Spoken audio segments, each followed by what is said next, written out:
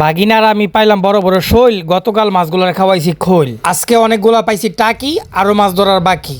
Hello guys, আসসালামু আলাইকুম। It's me হৃদয় আহমেদ হেলাল। তো আমি আজকে ওই দিনের মতো চলে যাচ্ছি মাছ ধরতে। আর আমার হাতে আপনারা দেখতে পারলেন বিশাল বড় একটা ডেগ নিয়ে নিলাম। আজকে আমি এসে দেখি আজকে এরা জালগুলো উঠাচ্ছে, উঠিয়ে পেনাগুলো পরিষ্কার করতেছিল। ওই দিন তো আপনারা দেখলেন এই ছোট্ট একটি মিনি খেয়া থেকে কতগুলো মাছ পাইছি আলহামদুলিল্লাহ। তবে ওই দিন চিংড়ি মাছ বেশি ছিল, আর আজকে আলহামদুলিল্লাহ পাঁচমিশালি মাছও পেয়েছি কিছু। তো ভিডিওটি শেষ পর্যন্ত দেখবেন, আর ভিডিওটি ভালো লাগলে অবশ্যই শেয়ার করে দেবেন। কি মাছ এটা? শৈল দোস্ত সেটা গেছে তো।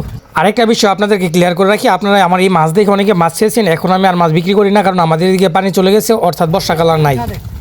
এই হুজুর ভাই লাইছি আমরা এটা আমার হইল ভাই লাইছি। এই যে মাশাল্লাহ মাশাল্লাহ পাতি যা হইলে আসতে দিল।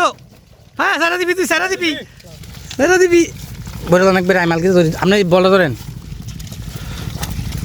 মাশাল্লাহ মাশাল্লাহ মাশাল্লাহ মাশাল্লাহ।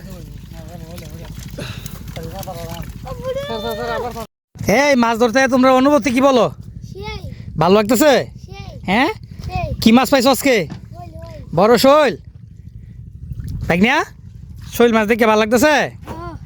এটা বলবা কেমন লাগতেছে? মাছ তো আরো আছে মেলা মাশাল্লাহ। হ্যাঁ হুজুর এদিকে এদিকে দেন, কি মাছ পাইছেন? লাড়ি